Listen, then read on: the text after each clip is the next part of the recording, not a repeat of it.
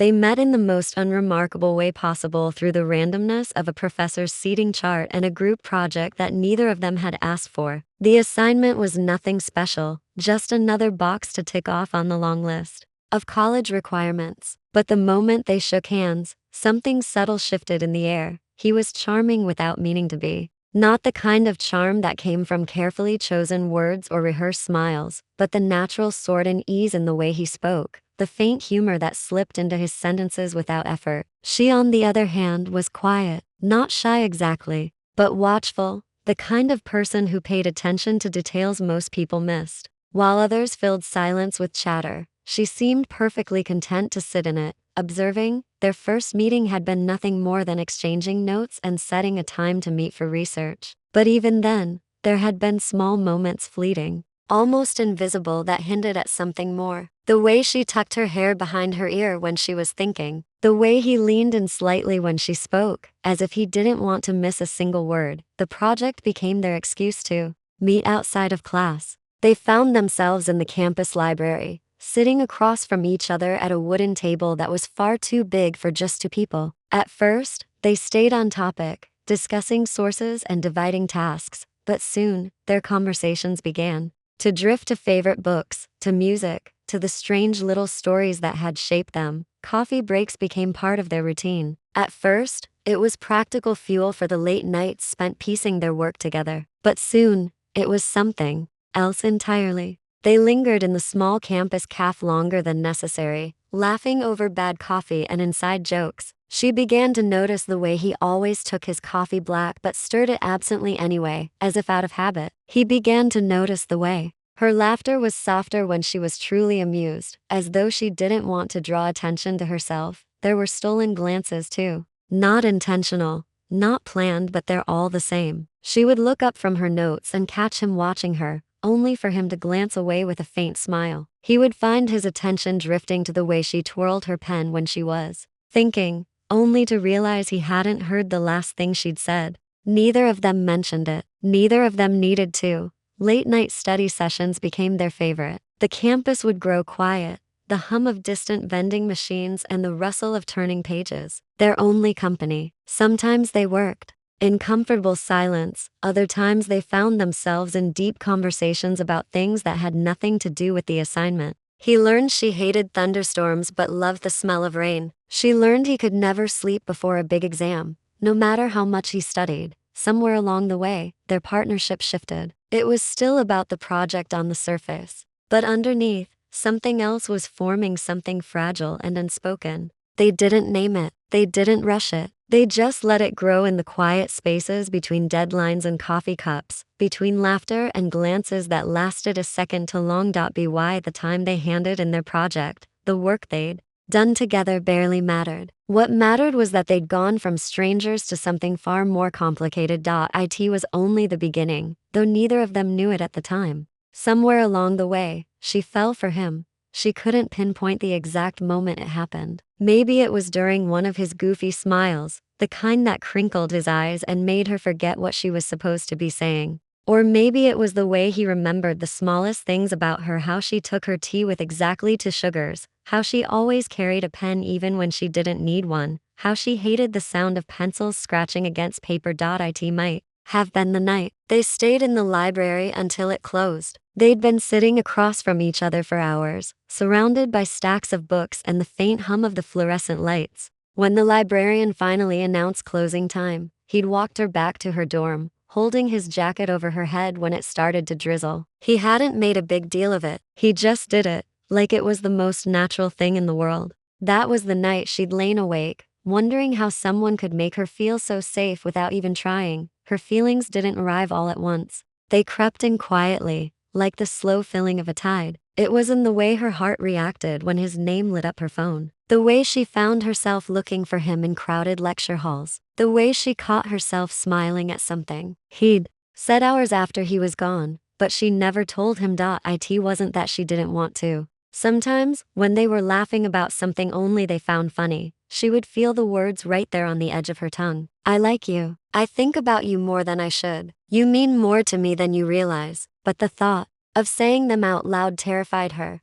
because what if it ruined everything? They had a good thing better than good, really. He was her person, the one she could talk to about anything, the one who made the most ordinary days feel brighter. She didn't want to risk losing that. The idea of him pulling away, of the easy comfort between them turning into awkward silences, it was enough to keep her quiet.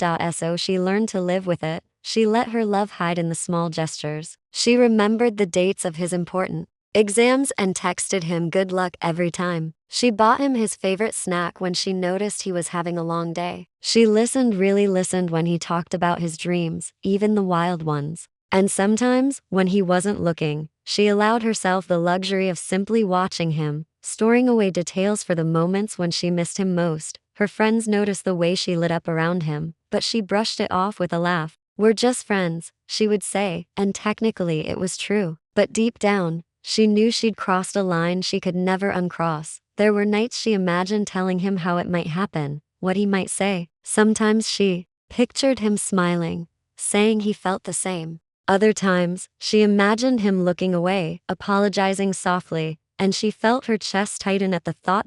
So she kept her love tucked safely inside, letting it bloom in silence. It was a secret she carried like a fragile glass ornament, beautiful, delicate, and far too easy to shatter. She didn't know if he'd ever see it. She didn't know if she'd ever be brave enough to show him. But for now, having him in her life, laughing, talking, existing in her world was enough. At least that's what she told herself. Graduation day was supposed to be a celebration, a final chapter, a new beginning. The campus buzzed with excitement. Students rushed between friends and family, their gowns fluttering in the summer breeze, cameras flashing to capture every smile. For her, though, the day carried something heavier. She had known for weeks that she would do this. The idea had first come to her during one of their last study sessions. He had been sitting across from her, head bent over his notes, hair falling into his eyes. She had caught herself memorizing him again, how his brow furrowed when he was concentrating, how his fingers tapped absently against his pen. That was when it hit her. If she didn't say something now, she might never get another chance, but she couldn't say it out loud. The words felt too big, too vulnerable to hand over face to face. So, she chose the only way she knew she could truly speak on paper. The night before graduation, she sat at her desk long after the rest of the campus had gone quiet. The dorm was still, the only sound the soft scratch of her pen. She didn't want the letter to be a dramatic confession or a sweeping declaration pulled from a romance novel. She just wanted it to be honest. She began simply, "You've been one of the best parts of my life here." From there, the words came easier. She told him how he made her feel seen in a way no one else ever had. She wrote about the little things, the way he always remembered how she liked her tea, how he somehow knew when she needed a laugh, how his presence made even the dullest moments feel alive. She told him she believed they were meant for something more than friendship, though she didn't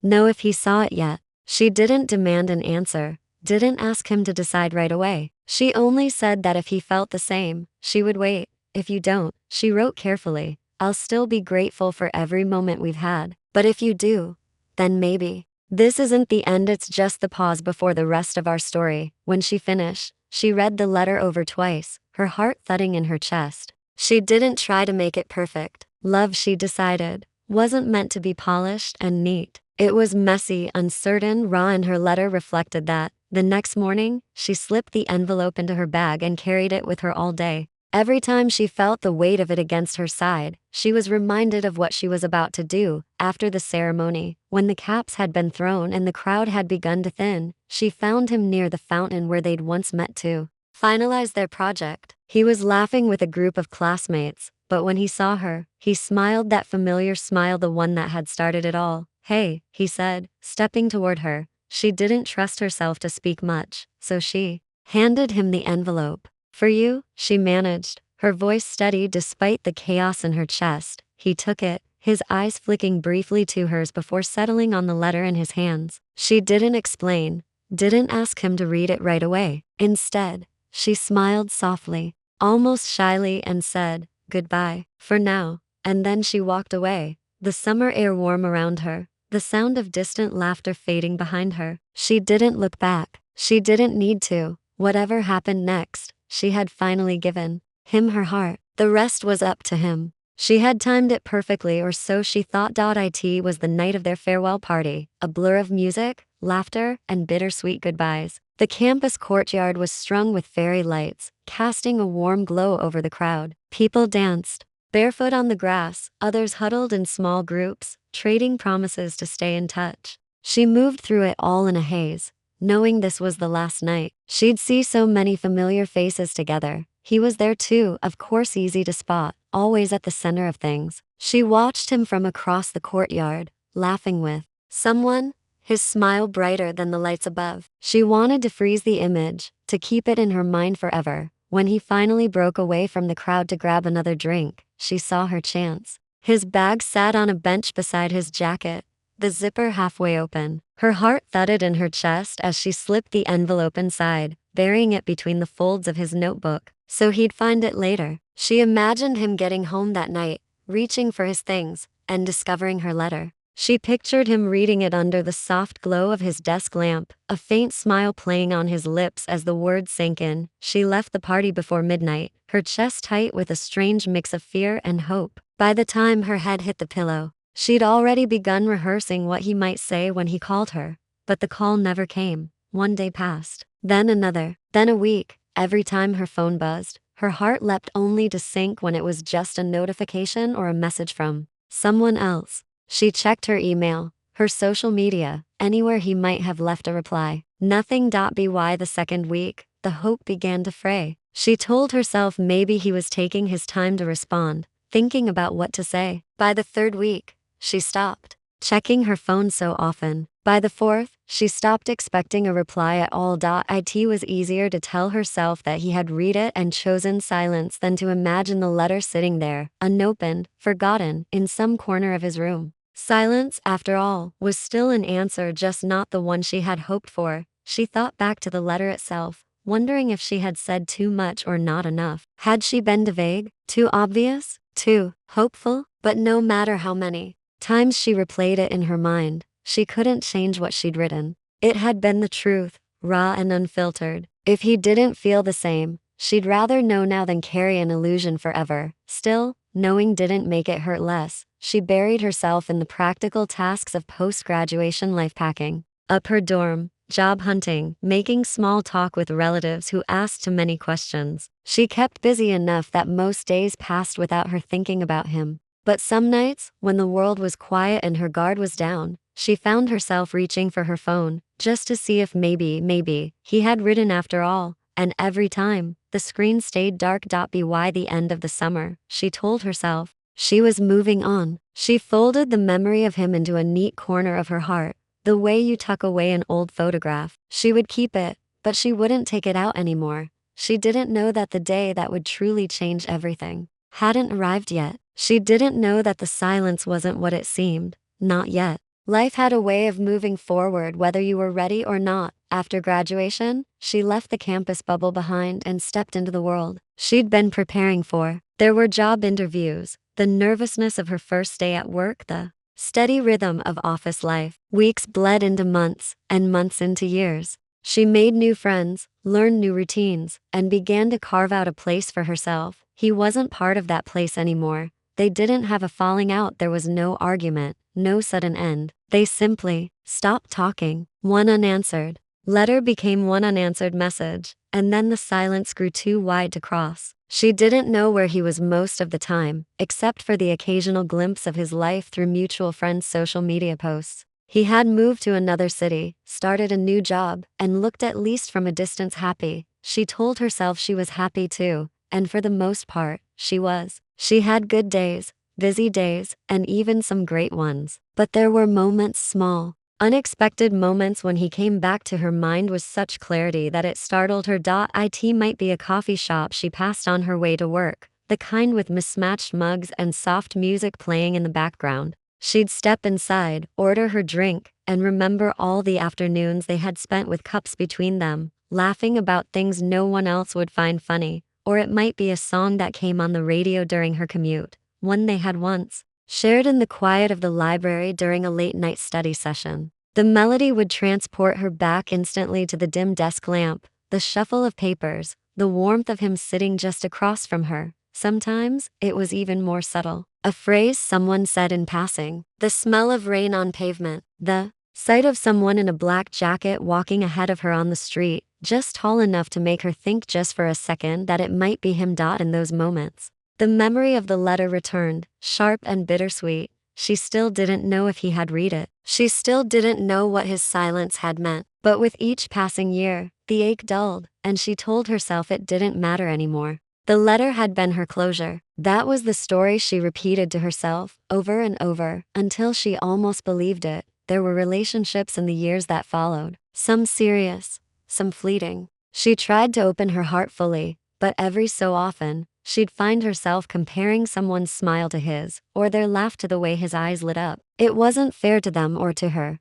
Still, life demanded to be lived. She traveled when she could, took risks at work, learned how to cook more than just pasta. She celebrated birthdays, promotions, and quiet Sundays. She was okay. Truly, she was. And yet, every so often, when the night was still and her thoughts wandered, she'd imagine what it might have been like if he had answered, if they had stayed in touch, if the letter had led to something instead of nothing. But she never let herself linger there for long, because the truth was, she didn't know what he would say now, even if he did appear again. So she tucked the memory away once more, and let the years carry her forward. What she didn't know, what she couldn't have known, was that the years apart were not the end of their story. Fate was patient, and sometimes, the things you thought you'd lost forever have a way of finding their way back. The wedding was the last place she expected to see him. It was held in a sunlit garden, the air warm with the scent of fresh flowers. Guests were milling about between the ceremony and the reception, champagne glasses in hand, laughter bubbling across the lawn. She was adjusting the strap of her dress when she heard a familiar voice, so familiar it felt like no time had passed at all. She turned, and there he was. For a heartbeat, the world seemed to blur, like everything else had been pushed to the edges. He looked older, sharper lines at the corners of his eyes, a little more confidence in his posture, but the smile was the same. They greeted each other with a mix of surprise and awkward warmth, the kind you feel when you meet someone from another lifetime. And then, somehow, they found themselves at a quiet table off to the side, catching up as though they'd only been apart for weeks instead of years. He asked about her work, her travels, the city she lived in now. She asked about his career, his family, the places he'd been. Their laughter came easily, slipping into old rhythms. The years between them began to feel less like a chasm and more like a pause. And then, just as she was about to tell him about a trip she'd taken to Italy, he said it quietly, almost casually. I found an old envelope in my college bag last week. It had your handwriting. Her smile faltered. She set her glass down slowly. An envelope? He nodded. Cream paper, folded neatly. My name written in your handwriting. Her heart began to race, a dozen emotions pressing in all at once. She swallowed. You never read it? He shook his head, and there was something almost regretful in his eyes. It was sealed. I didn't open it. Why? The word slipped out sharper than she intended. He looked down at his hands, turning his glass slowly between his fingers. Back then, I think I knew it was something important, and I was scared it might be something I couldn't handle. I wasn't ready. Her breath caught. You mean you thought I thought it might change everything, he said softly. And at that time, I didn't know if I wanted things to change. I was young, focused on my plans, and maybe I was afraid I wouldn't have the right answer for you. She stared at him, a rush of memories flooding her mind. The night of the farewell party, slipping the envelope into his bag, waiting for a reply that never came. All the quiet moments in the years since when she had wondered if she'd done something wrong. You could have just told me, she whispered. I know, he said, meeting her eyes. And I'm sorry. I kept telling myself I'd open it someday, but someday never came. Until last week. Her heart stopped. You opened it? He hesitated, then nodded. I did. She waited, not daring to breathe. His voice was low when he spoke again. I read every word, and I wished I'd had the courage to read it back then, because I felt the same way even then. I just didn't know how to say it. Her eyes burned, a mixture of relief and ache swelling in her chest. And now, she asked. He reached across the table, his hand brushing hers. Now, I'm not going to waste another chance. The music from the reception swelled in the background, but neither of them heard it. In that moment, the years apart melted away, leaving only the truth between them, a truth that had been waiting, sealed in an envelope, for far too long. He didn't wait long after the wedding. That night, instead of heading straight home, he sat on his balcony with the letter in his hands. The envelope was worn now, the edges soft from years of being shuffled between books and papers. Above him, the same stars they had once talked about stretched across the night sky. He unfolded the letter carefully, almost reverently, and read it again, each word pulling him back to a younger version of himself, to a time when everything had been possible and yet he had been too afraid to reach for it. Her words were as steady and warm as he remembered her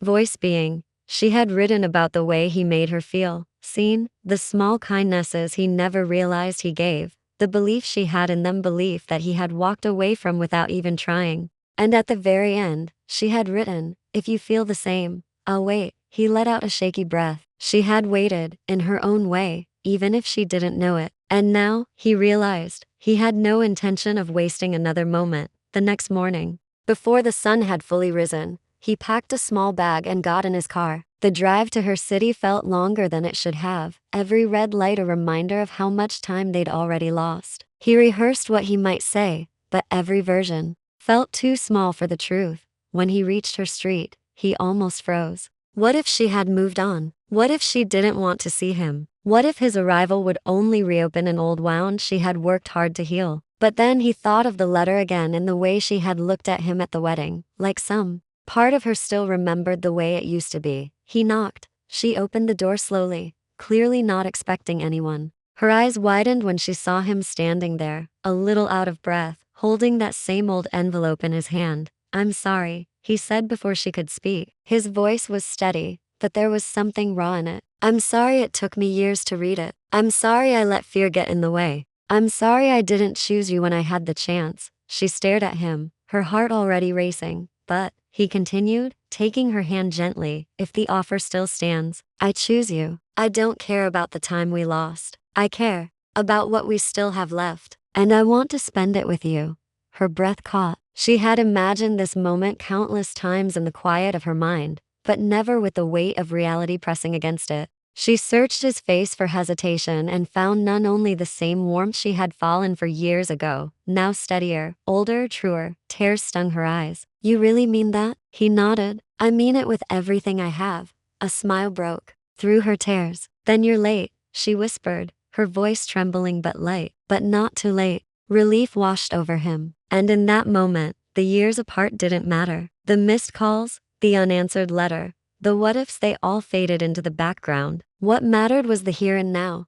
They stepped inside, the door closing behind them, the world outside feeling a little less sharp. For the first time in years, they sat together without the shadow of unspoken words between them. The years apart had stolen time, yes, but not the love she had never forgotten. And now, finally, they had a second chance to write the rest of their story.